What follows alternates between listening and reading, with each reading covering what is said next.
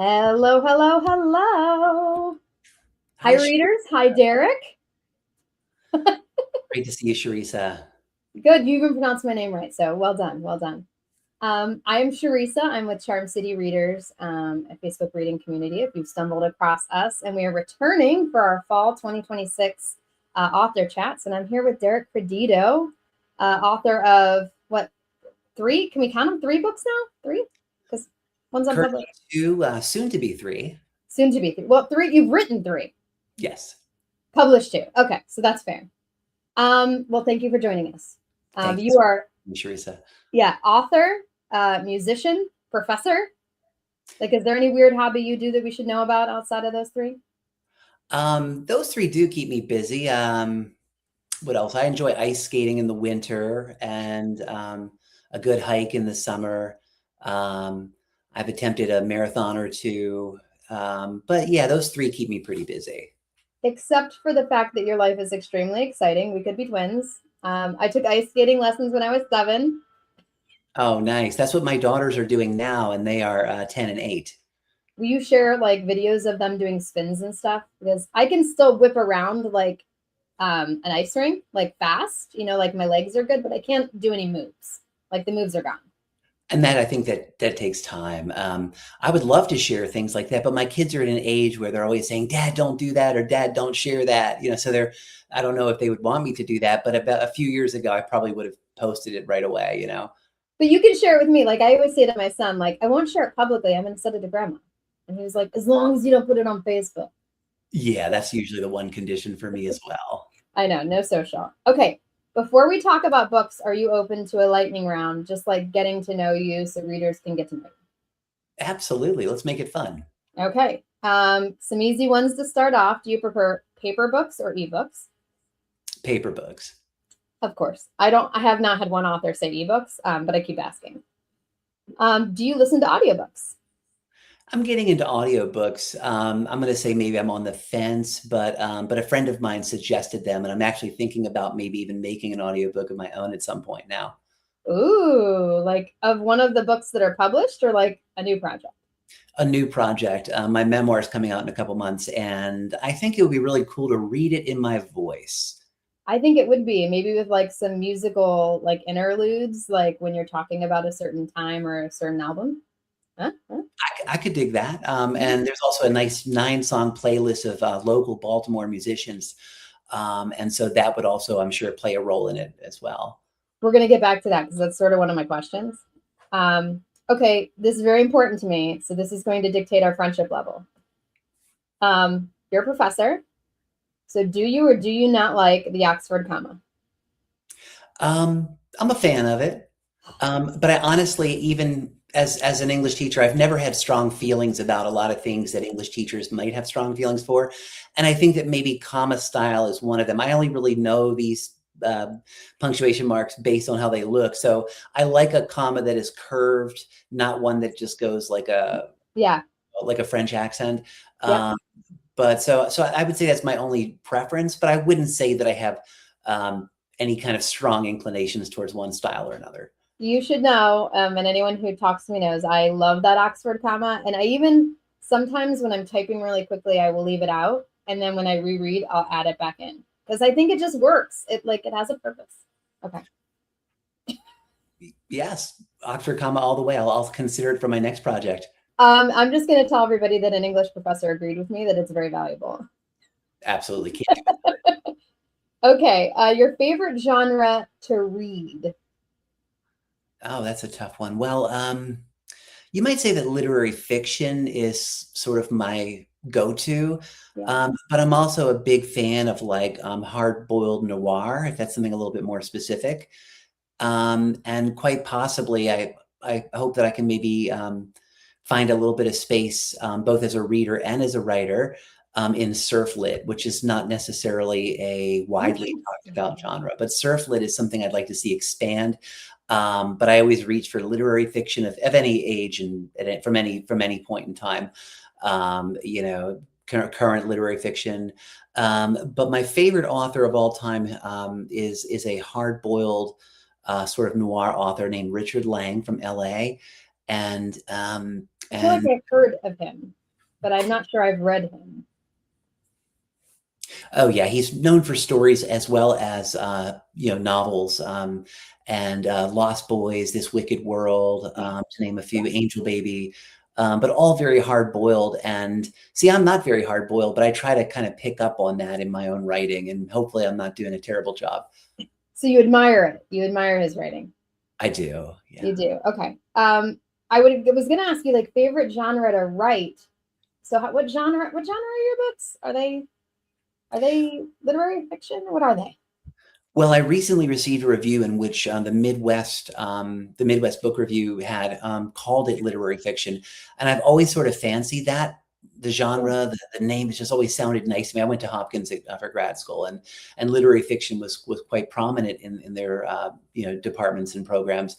But literary fiction has always held a special place for me ever since I started grad school almost 20 years ago, and you might say that's what I aspire to. And so when I saw that review that on this book right here, which said emotionally driven literary fiction with memorable characters and genuine heart, I thought that was like the review that I kind of waited my whole life for. Yeah, yeah. I too am a fan of literary fiction. And I would say definitely, but this like subgenre is like adventure or I think you even mentioned coming of age a little bit because even though he's grown up, right, he's coming into himself. So I don't know, all those little subgenres. Oh yeah, and I think coming of age is not necessarily limited to teens. I think Right. 20s and 30s even could be potentially in that same vein.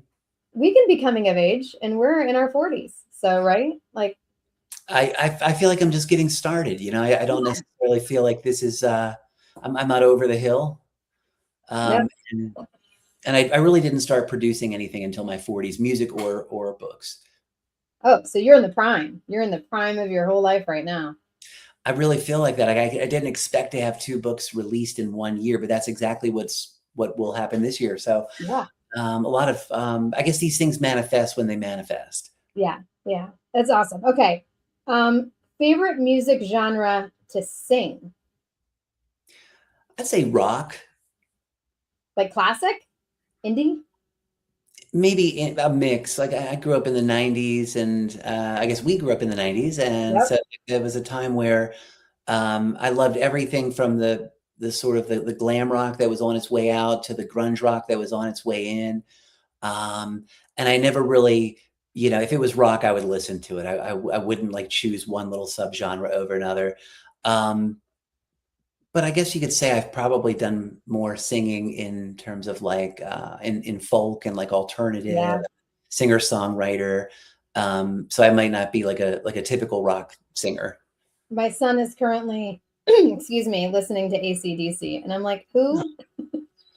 Okay, not me, right? Like I was more of like a rock to pop, you know? So I was like, where did you get AC/DC from? That's crazy. AC/DC came up on the last podcast just on Friday. Really? And I thought how we were talking about how bands evolve and change, and AC/DC has basically released 50 years of music without really changing their sound too much, and I think that's not a bad thing. I think I would prefer to change and to grow, and so that was this is I guess the second podcast in a row to talk about AC/DC. But I guess you could say their music hasn't changed a great deal over the course of their very long career. Well, I guess they know their market too. So I'm gonna age myself and probably lose some street cred from you, but I don't care because I'm 39. That I'm a New Kids on the Block fan. I'm sorry, I can't help it. Seen them in concert, and they have not changed, and I'm fine with that because I'm reliving being 14. Right? It's a joy to be 14 every time I listen to them. It is, and I love sort of feeding the needs of my younger self. But just so you know, I was in middle school. I had one of the New Kids on the Block videos, and I was a fan as well. Okay. See, thank you for validating me. Yeah, no, but I really I watched it a lot, and I was a big fan at the time. I mean, it didn't last. I would say I didn't listen to that style of music as long as I listened to other styles. But I was young once, and I was a fan once, and I think they have really great voices and great stage presence. So what's not to Aw, like? 2 points for me and for you, Derek, for validating my love of NKOTB. Um, Okay, I have favorite band here, but I also wanted to ask you, and you mentioned your favorite local bands. And I have heard you talk of some of them, but like Baltimore has a pretty good music scene. I had some friends who were like singer-songwriter in the bar on Thursdays kind of people. But like curious who you listen to and who maybe you're still connected with, respect. Oh, well, all of that is will be described in great detail in my upcoming memoir.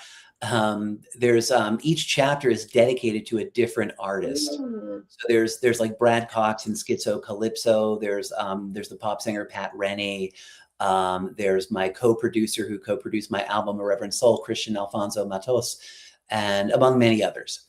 And so locally speaking, I think Schizo Calypso and Old Man Jones, E. Joseph and the Sparrows, as well as Letterbox are four bands that I saw in concert just recently. I think my ears were ringing a good few hours after that one. But it was all bands from Harford County, which is where I'm from originally.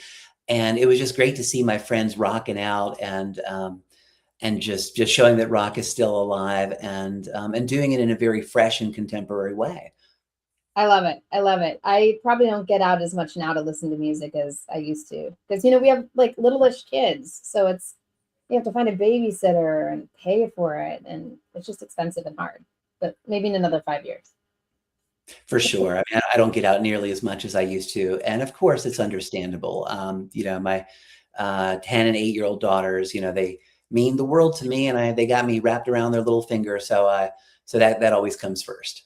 That's funny. My boy's right in the middle of your girls. He's 9, so we've got like 10, 9, 8. That's funny. We can talk about parenting later because it's super fun at this stage. Sure. Which is easier to write, a song or a novel? Well, I can tell you which one is more time consuming. I think we all know which one that is. But I will also say that songwriting does not come to me automatically. I'm not an avid songwriter. I'm primarily a guitar and bass player. So songwriting is something that I think I've always had kind of a knack for it, but I wouldn't say I'm like writing, a song every day, or even maybe in last year, I might have written like 3 or 4 in total. Well, are the lyrics, because the lyrics in a novel, you just write your story, but in a song or a poem, right, there are rules, sort of, usually, about, I mean, Yeah. not really rhyming, but you know what I mean, like, tempo and pacing. So I imagine it could be much harder to get your point across with those rules. Well, for me, I guess you could say that both writing novels and writing music are things that I was, I've a lot of trial and error. Yeah. I've had a lot of time to try different things and to see what works. And it really wasn't until about maybe 10 years ago, maybe a little more than that, but when I finally started recording and releasing music that I knew that I could always be proud of, and I still am. When I was starting out in college in the 90s and beyond, there was a lot of, experimentation and trial and error with songwriting. And I thought I was really good, and I thought I was like, writing a song a day or whatever. But I think that I've matured to the point where I'm really going for quality, and quantity just doesn't really cut it anymore. Right. No, yeah. I think that's part of our age too, right? Like it's like if you're gonna do it, make it worth it. Anything, whether it's parenting or songwriting, I assume. For sure. And I just feel very lucky to be in a position where I can do both, where I can write a song, write a novel, and kind of, perfect it as I go. You can't rush creativity, just take your time and to just make sure that it's how you want it to be before you release it into the world. So I guess you could say I've gotten a little better at timing and, just releasing things when they're supposed to be released and not maybe sharing too much too soon. And Yeah. really trying to make that wow factor for whoever's listening to the song. Like if I go on Facebook and play a song with my acoustic or whatever, and then release it on streaming services after that, it's not going to have the same kind of wow effect. And Right. so I hopefully I've gotten better with that. But I used to be like all about writing and sharing, sometimes way too quickly. Yeah, yeah. All right. I consider myself a creative person, but I don't really release much. Like I've written 2 children's books, you know what I mean? And they're not published. So like I guess I'm holding all of my creativity sort of close to the chest, you Oh know? yes, I know some aspiring as well as already successful children's book authors. Like the editor of my first book was Tracy C. Gold. Oh, okay. She's like, well, before she was a children's book author, She was an editor, and she was like in the literary world, and she had been a great editor for my very serious first novel. And so I was actually surprised to find out that she has her career is really in children's books. Like, she releases about like one book a year. And my guitarist, Paris, in the band Credito, he also has a as yet unreleased children's book, but I've seen the prints. They look amazing. And Hmm. it looks like it's at that stage where it's like good to go. Um, Yeah. I'd love to see those when they come out. Pass my name around, because AJ and I, he's 9, but we often like review children's books together for fun. I think it's good, good for him to learn to express himself and have opinions. And it's fun for us too. So anyway, pass it on. Absolutely. I'd love to share that. I'll kind of have to see where that project is at this time. But yeah, children's books are amazing. Of course, I've read my share, of course, as a dad. And so There are plenty of bad ones. poorly written or badly in other ways. Uh, I don't want to say poorly written. That sounds really rude. But the ones that like you're like, I do not want to read this again. Like, I do not, for the love of all that is holy. Like, no, please pick another book. Okay, let's jump into your books. I know we're here to talk about Lost in the Surf, but because your first book leads into the second book, we wouldn't be doing the second book justice if we didn't talk about the Year of the Tsunami, right? So, can you give us like a summary of the Year of Tsunami? I know you have a couple different versions. You released that in 2022. Like, let's talk through that for a few minutes, because I think that's really important. Not that you can't read Lost in the Surf, but creatively, like how you got from point A to point B. Well, it was a 4-year gap in between, and a 20, Lost in the Surf coming out in 2026. So the tsunami was, so you know how it ends. It ends with a tsunami in Southeast Asia, in Thailand, where I was actually living at the time, though a good 500 miles away from the epicenter. And so a lot of the inspiration from that book came from places that I'd actually traveled to, but I wanted to make a sort of a parallel life story, like someone, like not my life, but I wanted to imagine if someone else had gone to those places, but done different things with different people, what would it have been like? And that's where the Year of the Tsunami, first came about. Based in Thailand, New Zealand, and the Netherlands, I wanted to sort of take 3 significant travels and try to lump them together into one book. However, it's separated by 20 years with Lost in the Surf. So the main character, Wes, in both books, in the first book, he's in his mid-20s, and he's an English teacher in East Asia, and he's traveling the world, and he's trying to honor the memory of his late grandparents who had narrowly escaped Nazi Germany. And so it's his trip around the world, and he's also looking for his long lost father to tell him the news that his parents had passed. His father was a runaway gambler. And so I don't want to give away too many surprises about whether the father and son end up meeting. And I think the cover and the title give away a lot already. But Lost in the Surf picks up 20 years later, and I got the idea to go that far into the future when I discovered that the lesser known, the sequel to The Handmaid's Tale is The Testaments, is set 15 years. Margaret Atwood set that book 15 years ahead of The Handmaid's Tale, which is more well known, I guess, in the sequel. But when I discovered that, I was inspired to do the same thing. I was sort of clutching at straws about how am I ever going to write a second book, and how am I ever going to continue Tsunami? Like, how do you pick up after that? At one point, I may have thought I'm going to maybe make it about the recovery, or make it about maybe the immediate recovery, like cleaning up and the environmental toll and all that. But I set it 20 years later so that Wes will discover that he has a 19-year-old son from an old lover. And they will reconnect and sort of form a found family. And from there, Wes, who is still grappling with the trauma of the tsunami, he's also adjusting to this sudden fatherhood in his mid-40s. And his son, Zen is his name. Zen is an aspiring surfer. And so Wes brings a little bit of baggage, but also a lot of love and support too. So it's a feel-good story.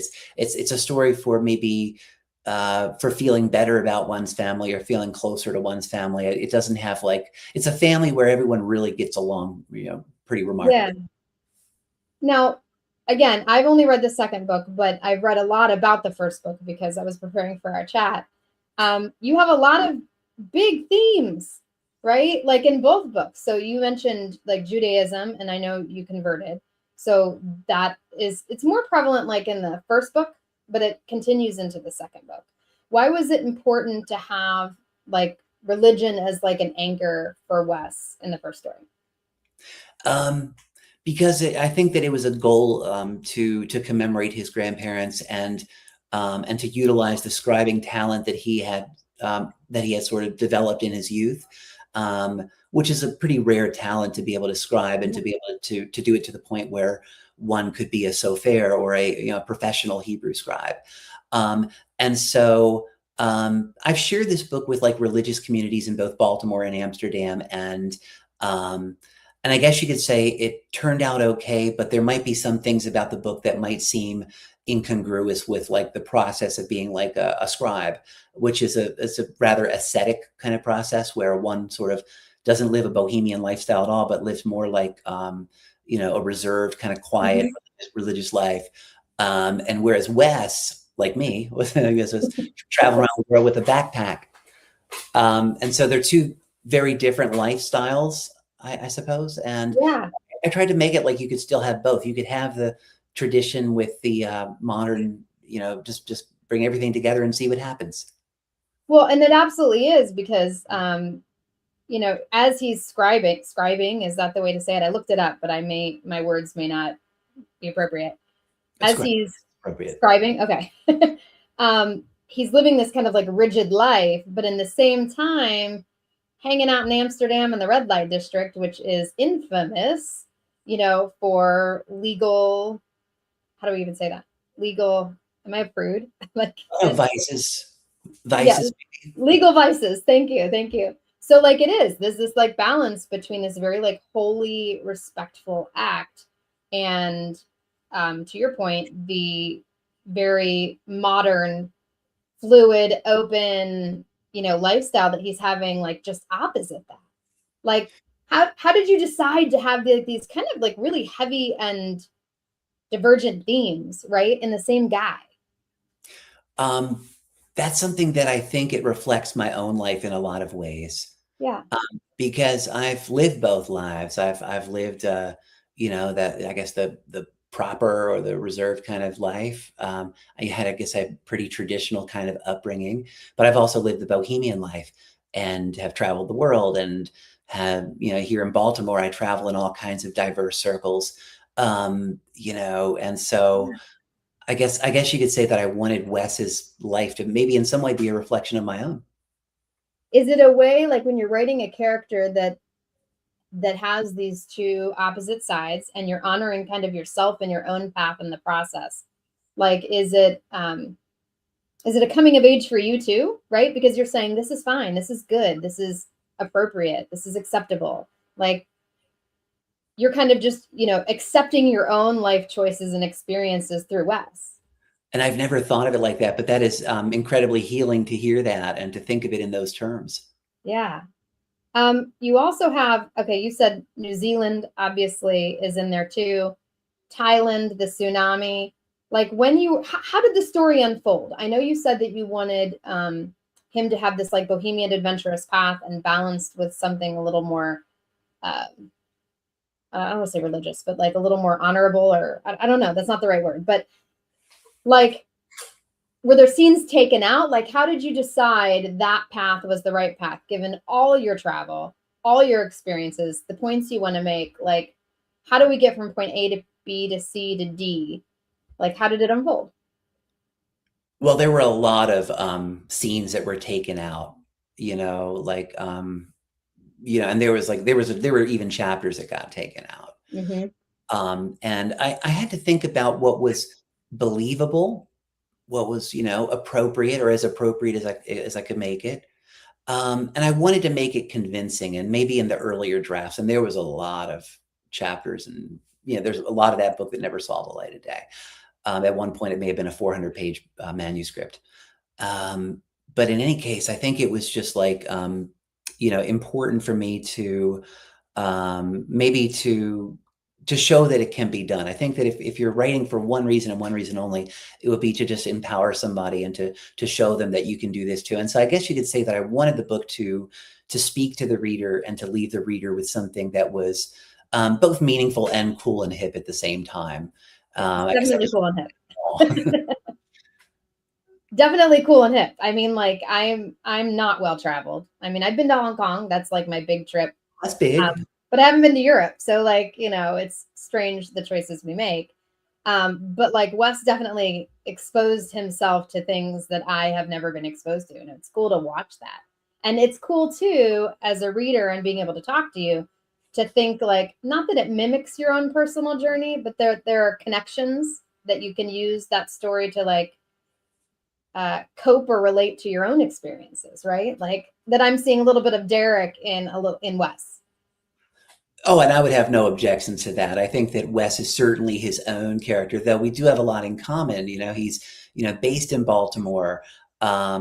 You know, his in my mind, his grandparents who he is honoring. In my mind, I always had my Jewish godparents as those characters, and so I feel like there's definitely some, you know, common ground, and also some differences. Like I've never broken a bone. Wes breaks his leg in the book, Yeah. so there might be some things that he goes through that I haven't been through. Wait a minute, I read you were raised Catholic, but you had Jewish godparents? Oh What? no, when I say godparents, I mean that was at the time when I had converted. Oh, okay. I was like, wow, your parents were fun. Oh, no, well, no, I guess you could say that when I had a very eclectic upbringing. Like my parents and grandparents were like, you know, very, you know, first, second generation Italian, so they're pretty traditional Catholics. I'm Uh, half Italian, so I hear you. Yeah.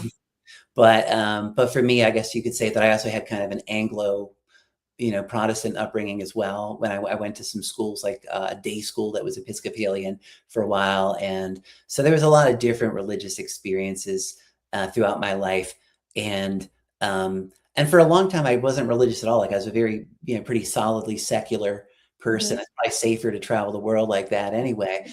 But I was, for a good, I don't know, long time, I guess I didn't really um, concern myself with, you know, spirituality or matters of faith.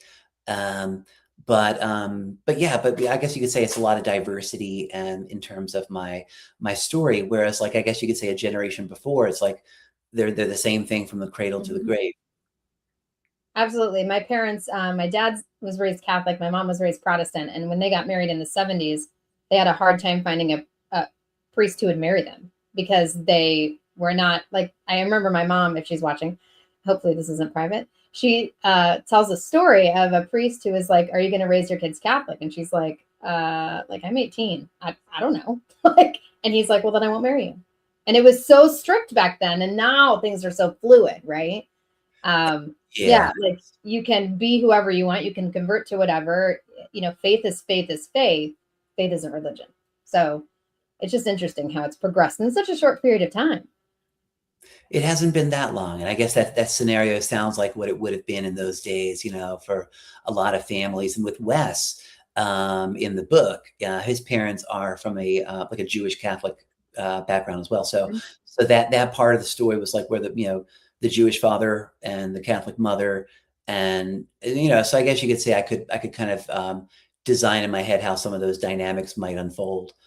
Um, Yeah, for sure. Okay, let's shift to Lost in the Surf, which of course I read. Um, you don't market it as a sequel, but it's definitely a sequel, right? I don't think it doesn't. You have the cover, show the book. It's a gorgeous cover. oh, thank Does you. it say sequel or book two? It doesn't, right? It doesn't say sequel or book 2, and except on the back where it says set 20 years later in this Yeah. in the little sort of, you know, summary. But yeah, I guess you could say that I didn't label it as such. Like the large print editions got that little official looking um, large print sticker. So if you're watching and you like large print books, please buy one. This one's not doing so hot right now on Amazon, but this one had debuted at #1 for new surfing releases when it first dropped on May 12th. That's awesome. Well, I'm sure I'm in marketing, so I'm sure the marketing and sales of large print is more challenging, but I think it's insanely awesome that you did that, right? A, you're exposing your book to people who may not be able to read it anyway, but also B, Like you're filling a gap where a lot of people with sight issues, right? Like cannot read typical books. And as we've learned, most people prefer a hardback book or like a paper book versus Kindle. So congrats. Oh, I don't thank you. know any indie authors that are doing that other than you, actually. Are there more? I feel like I don't know. I just really want to serve in a lot of ways, and I want to try to create more accessibility in any way that I Yes. can. And so I was just inspired to make that happen, and I did so at a relatively low cost. And I formatted, did all my own formatting and got that all to where it needs to be. So I feel like it's a personal accomplishment, and but I haven't yet found a way to truly market. I've been talking to some libraries and talking about maybe discussing accessibility at sort of maybe an open forum. But so that's a slow start. That's interesting. Okay, let's sidebar on that. We have Debbie Keevan from Highlander Press as a publisher in the group. I'd be interested to hear her perspective on that. So side combo for later, right? We'll ask for her opinion on what she thinks. Definitely. So you originally said, and I know I heard it in another chat, like when you finished the first book, you were like, I'm done. I mean, not done, but like I'm not writing another book for a while. So what triggered you to say, Wes's story isn't done? I'm not going to leave it at this traumatic event, right? He has more of a character arc that I need to talk about. You might say that it was a dawning where I had made the discovery of Margaret Atwood's, time setting being 15 years ahead. And that inspired me to do the same thing. And I already had this kind of wild idea about Wes finding out that As a dad. he's Yeah. a dad, and in some pretty unusual kind of circumstances as well. And so with that, I thought like, well, I'm a dad myself, and I'm getting good at this thing, hopefully, and I'm learning about maybe how families, interact at different ages and stages of life. And so I kind of thought about what it would be like to interact with a 19-year-old. So my kids are young, so I'm not there yet. But so for me, it was just a lot of fun to create that family, and to also explore my love of surfing, because just like someone who might be dealing with vision limitations needs access and feels something special when they read a book about surfing, I'm with them. I wish I could surf. I wish I lived near an ocean. So I feel like I need something just like the reader needs something. And so that's what Lost in the Surf was all about. It was about combining things, just like the first book was. This time Yeah. combining just a long time sort of fandom of surfing and of the California landscape, of course. So I wanted to make it sort of like a love letter to California, a love letter to surfing, and to give the character that I really loved and enjoyed working with before, to give that character some more life, but to give him, at an age where he's closer to my age now. Well, So give him some happiness for the love of God. Like you had a hard go of it in the first book, right? Like you deserve some resolution. I think that life was much kinder to him in the second book overall. He doesn't really experience too much in the way of hardship. Oh, and I shouldn't say that. There's hardship, but there's issues. So yeah, but I would say it's not a tsunami, but still not exactly a walk in the Right. park. The whole subdued scene. I mean, that was not fun. I mean, there are a couple scenes in there that are crazy. Gabby. Oh, Gabby. Oh, you remember Gabby? She was a minor character. I'm so glad you remembered her. Of course, I was traumatized. Oh wow, yeah, Not in a bad way. No, but I mean, like my heart was there, right, with them in that time. So like, oh yeah, I remember Gabby. And then her uncle comes back later. I don't want to give anything away, but can we just talk? Can we not talk about the yoga ladies and her uncle? Oh yeah, we won't. Okay, the yoga ladies and her uncle. I'm reading it and I'm like, what is happening in that other room? Like, Oh wow. yeah, yeah. Well, it's you could say I may have been a caricatured sort of California Thanksgiving. Um, Yes. that I think that usually doesn't happen at the Thanksgivings in California. They do have It's never happened in any Thanksgiving that I've ever been at, California or not. but there was I wanted to sort of make this a California book in some ways, and in some cases I kind of blew things out of proportion and made things like a caricature. There's animals in the book. There's Fifi. Fifi, yes.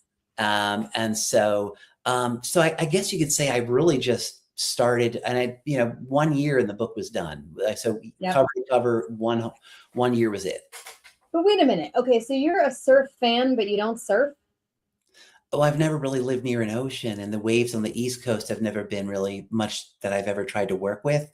Yeah. And But you um, like love it to watch it? Is it like someone who watches golf but doesn't play golf? How does that work? you might say that. And I wouldn't say I don't really watch. I wouldn't say I watch surfing obsessively, though I did. I did when I was writing the book. But Yeah. like I said, I've been kind of laying off the surf a bit. But no, I got on a surfboard twice. Once in Florida, where it was a very like baby waves, Yeah. Yeah. and then another time was like Myrtle Beach, also nothing to write home about. So it was like the waves were not really what you would call like surfing material, but I tried, and so Did I you guess stay on the board? I very briefly, but yeah, maybe a couple. But Any staying on the board I hear is good. So congratulations. both feet have to land at the same time, and so I've always been maybe trying to work on that a bit. But there might come a day where I'll surf again. Um, but this is the kind of book where it's like I'm writing this as a fan of surfing, not as somebody who's actually done any of this hands on. I feel like though, just going back to our age, 48, you can make like a 50-year-old trip, right? You should take a lesson, like a big lesson in a big place for your 50th. I've thought about that, even getting some ideas and inspirations from like my networks. Like, a friend of mine just turned 50 and celebrated in Venice with his family. And so Yes. Venice, Italy, rather than Venice Beach, Then California. beach, right? Yeah. I had so many different ideas. I thought about making it a California 50th. I've thought about going to Europe. No, Portugal, right? I mean, that's where the waves are. Portugal. Well, if my birthday was in December, that would be where the waves are. That would be, the surfing season in Portugal would be pretty epic. So it's hard to say. I'm sure we'll do something special for the 50th, something that might involve a little bit of travel. Yeah, you should bring a photographer and take lots of videos because I mean that really just works in line with the theme of your book. So it'd be great to see you getting on a board after Wes struggled with getting on the board in the book, right? That might be my 15 minutes. You never know. We could make a TikTok video, right? Just like Zen, we'll get you TikTok famous or He was YouTube very famous. social media savvy, wasn't he? Yeah, his Ava was really Or Ava right. was. It was all Ava. So big themes that popped out to me for the book is Wes spends like 20 years running away from this trauma of this tsunami, and then has to deal with it, right? And he deals with it. It's not like in the book, like, and now we're going to deal with it. He deals with it in these like little steps along the way, right? The trip he goes with Zen the first time and not being able to do it, supporting Zen, the trip at the end. Like, so to me, there was a big message of like, I don't know, we say coming of age, but coming to grips with your trauma, like reconciling with yourself, growing past it. Like, is that a theme that you intended to have? And was that personal for you? It was not totally intentional, but I'm really grateful that it worked out like that. Yeah. This is the kind of book where I hope that anyone who would read it might also feel that, and to look at these maybe past struggles or past losses or pains as just drops in the ocean, and to be able to move forward in some way, without forgetting where one comes from. And so that was unintentional, but it really it always makes me happy to hear that's how the book has been received. It definitely resonated with me. And then another one was like lost family. He lost his grandparents. He lost his dad when his dad ran away. He lost his mom at some point. He's reflecting back on that. The dog, right? But then found family, and not just Jen and Zen. I want to like blend those in my mouth. But the variety of characters that you have in the book that kind of come into the story. I wrote them down somewhere, but like Omar, I can't pronounce his son's name. What's the son's name? Oh, Fazal. Thank you. My pronunciation is not great. The couple in Venice, right? That Fifi's original owners. Like, so you have all these characters that are weaving in, and Wes is so open. Like, I wouldn't say that I would necessarily be so open. I mean, I guess I have a lot of friends, so maybe I am. But with like these strangers just weaving in and out of his life, and they seem to fill a gap for him. Oh yeah, and I think that the people he meets are all by either happenstance, like they just happen to be there, and that's really how it is in California. At least in my experience, I've been going to like the Southern California area since I was about 18, and my experience in interacting with people out there is that it's very much like everything is like by chance, and you just happen to meet someone there when you walk through that sort of sliding door at the same Mhm. time. And so in some ways, I was trying to create like a novel that would feel like it's socially Californian. Okay, that makes sense though. That makes sense now with all these like characters coming in and out. And then I hope this is okay to talk about, but it was like notable for me. You definitely, to me, explore the prism of sexuality because there are all these like little, right? So you have Amsterdam, the red light district, that is kind of obvious. Plenty of gay, straight characters, sex workers, and not just the ones that are characters, but kind of the imagery and the visual of it. You have a trans character, which was awesome. A brief mention of sexual assault towards the end. So there's like sex for pleasure and sex for escape. Like, is this just kind of a reckoning that we're dealing with being of age, right, of ourselves? Or was there like a message in that for him? Um, you might say that it was something that, and I'm glad that all these characters across the spectrum are being represented. That was certainly something that I had done intentionally Yep. and thoughtfully. Um, and I think that with this, it's just I don't know what to say, but it's just that sex is a part of life, and the book it tells a story of a life, and in that life, it's going to be there's going to be diversity as well as diversity of experiences, good and bad, hopefully not too many bad ones. And so I guess you could say that my intention was to make it realistic in that way. Yeah. Well, that's why I felt like it was a prism though, because I didn't feel like you were trying to make a statement, but it felt intentional. You know what I mean? Like the scene that I won't give any details away with Gabby's uncle, Elon. Elon, is that right? Ilan. Elon. And the yoga ladies. I was like, oh, like you have these intentional, like fun little sexual bits that as a surf book, right? I wouldn't want to say to my 15-year-old son someday, like, you should read this book. It's about surfing. It's You an wouldn't say adult that. book. What age? I'm just curious. What age would you say that this is a book that you would give to your children? 18. Okay, fair enough. I can live with that. Because at 18 you know things are happening in the world and it's not the characters. I think for me it was the red light district. It was you're very open with sexuality, and maybe I'm prude, which if I am, I'll take the badge and I'll run with it. Whatever, we all are who we are. But like yeah I don't know what else to say without making myself sound really boring. Well, it's okay. I mean, I appreciate your take on this, and it's really, my designing of this book. I guess you could say it was definitely an adult-oriented book, but it Yeah. was hopefully not something that was over the top or unreadable at any point. No. And I Uh, have a 25-year-old stepdaughter, and like I'd recommend it for her. I mean, obviously she's a grown up, but I wouldn't feel like I watched what was the dragon show?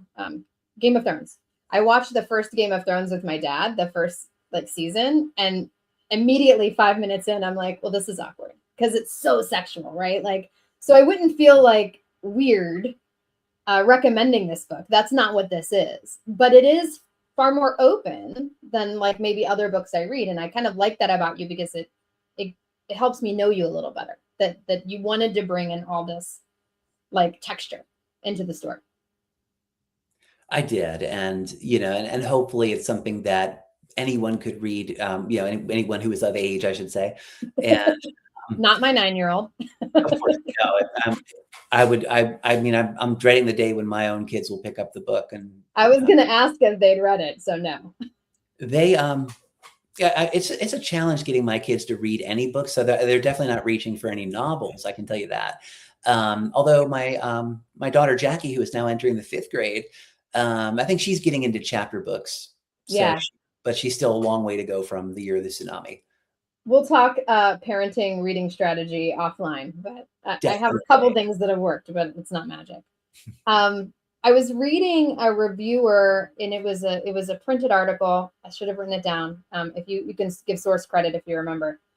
They were reviewing Tsunami and described your ability to quote, weave together the sacred and the profane. Now, profane's a funny word, but I thought I read that and I was like, oh yeah, that's it though, because you have these like really sacred faith elements, right? And then he walks into the red light district and family elements and then sex.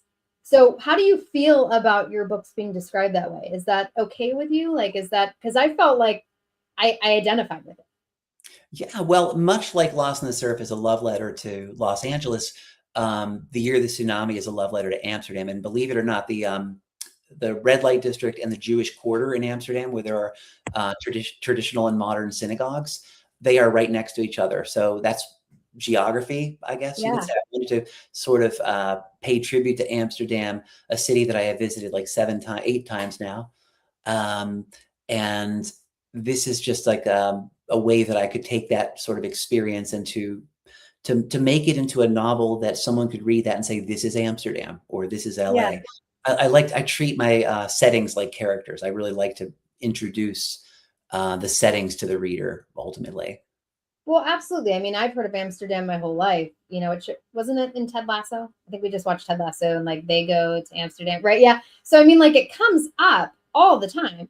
But I would say it felt more personal reading it from you. I felt like walking around the neighborhoods, the good neighborhoods, the bad neighborhoods. You talk about the scenic, you know, bridges, water, the train station. So it did feel more approachable, I think, than like any movie I've ever seen. So well done there. Well, Um, thank you. yeah, yeah, absolutely.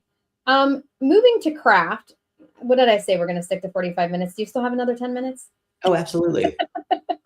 As long as I'm not good at, I'm verbose. You said you have a master's of arts degree in fiction. So you went to Hopkins. We talked a little about writing songs versus writing novels. Do, is the creative place the same for both? So, you know, you're a professor, you're a novelist, you're a musician. Are those like different parts of your brain, or is that all the same part of your brain? That's a good question. I think that playing music can be a little bit on the athletic side. So I'm going to say it might be a little different. Yeah. Um, but the creativity and I guess the creative spirit might come from the same part of the brain. So It's it hard to, wasn't a stretch. I mean, other than the pure amount of work in writing a novel, like it felt very natural flowing from the same place. I would say for the most part, although I do keep these things remarkably separate. You know, I'm involved in, you know, the music communities and and as well as the writing communities. And sometimes I even see a little bit of overlap in those communities. And so for me, it's all about just I don't know about whether it's like, you know, creative or logical thinking so much, but it's more about like wanting to be a part of a community and to wanting to work with people and to not so much promote my own products, but just to, you know, to just enjoy having our products, you know, seen and appreciated in the company of like-minded individuals, you know. So it's all about, I think, community above all else. And I guess everything else is really kind of fall under that. I'm a community college educator, so I guess I'm always thinking, no matter what role I'm in, teaching or music or writing, I'm always thinking about community. I love that you said that because that's a theme in other chats I've seen with you too, is that you've said that Columbia is now like you finally found a true home. So all those travels, your childhood, your faith journey, you found a home with your family in Columbia. You found a home with the musicians like in Baltimore and DC now, right? That is a community that you guys are creative together. And now the novelists in Baltimore. I mean, Charm City Readers, we have authors from everywhere, but we have a lot of local authors in our group and they support each other. Like you guys are amazing together. You know, you show up at each other's events, you buy each other's books, you review each other's books.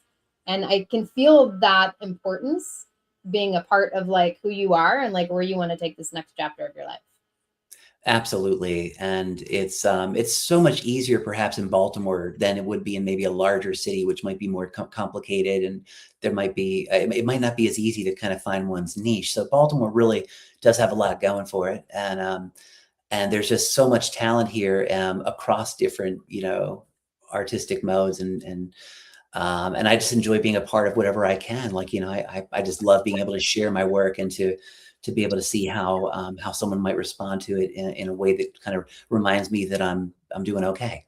Yeah, yeah. Well, you're making a little bit of a difference in the world, right? Like, I used to have a T-shirt. What does it say? Like, think globally, act locally, and that sort of works with community too. Because Those words are in the first book, by the way. are they? See, look Yeah, I at think this that between is AC/DC and think globally. Like, there's already like a connection between us. absolutely yes. And so, and that might be sort of like where this whole thing got started. You know, I began my journey as a traveling teacher, and you know, lived without much structure for many years, and now I seem to be doing okay with more structure. So I guess you could say we adapt. You are adaptable. Okay, we have a little bit of time left. Tell. I know you sent me your memoir, but I haven't read it yet, right? Because I'm focused on one thing at a time. But I will get to that in the next couple of weeks. Tell us about the Bohemian years. Bohemian years. What you wanted to accomplish with that book. How does one write a memoir when you're not even 50, Derrick? You have so much life left to live. I've always loved memoirs, and I guess after reading so many of them, I just got it in my head that I could write one. And it wasn't a book originally. I was originally just like writing a blog, and the blog was called The Bohemian Years. I launched it in 2021 as we were coming out of the COVID pandemic and, you know, trying to get back to normal. It was sort of my way to just show my musician friends, I missed you and I want to get back into the scene. Oh, And so I was kind of writing my way back to music. That was the selfish part of it. But the unselfish part of it was that I was writing this blog that was being read around the world, hearing about, like, you know, musicians like, you know, Brad Cox and Pat Rennie and local Baltimore artists. And so I was hopefully also doing something that is unselfish, which is to lift raise up and them up. We all raise each other up, right? You know, you are telling your story and raising up other locations, other artists, right? Other novelists. Back to community. it all comes back to community. And at the end of the day, our stories became intertwined. And I found that I wasn't just writing about meeting so and so at such and such point, but it was more about like the story of my life. And as I realized the weight of that, I just said, why don't I, you know, I got some new writing software. Let me just try to give it a go. And I've been having a lot of fun with the software program Atticus, which as I'm revising and typesetting, I can see the book coming alive in real time, seeing what it would look like on an ebook. It will only be an ebook at first. At first, okay. And I might, after that, if the ebook is a success, I'll bypass the paperback and just maybe even go straight to hardcover. Wow. Okay. Well, I can't. When's the launch date planned for that? Do you have one? November 24th is the launch date, and I'm going to have a pre-sale, a pre-order as well. I'm going to try to set that up maybe about a month ahead of the release date. Okay. Okay. Well, I'll have to read that and we can chat about that too. How do readers find you? I mean, you are in so many different places in Baltimore, right? Like, I guess readers, musicians, like, tell us how people can reach out to you and track more on what you're doing. Well, on Instagram, there's a D Credito author or Credito the band. Those are my two Instagram channels. Um, Other than that, I don't know. I The guess website yet? I don't have a website quite yet. And I guess you could say that's because I would have to decide what will it be a website of, you know, Project Right. A or Project B. And um, I guess you could say that's something I would look to combine. Maybe I might just make a website just so there can be like some kind of a billboard out there that would show maybe both of these creative realms that I'm in. Both. Well, I was going to ask you. So you are a family man, a professor, a musician, a novelist. Which of those is most like who you are in your soul? Like, which is the most Derrick? Which of those caricatures? Um, well, if I had to pick one, I would have to say it would be family, Yeah. because all that other stuff, you know, is just fun and games. But the family, I think, is the one thing that's like it's forever. You know, Yeah. it's not just this transient thing like a song or an album, but it's something that maybe would hold the most importance to me personally.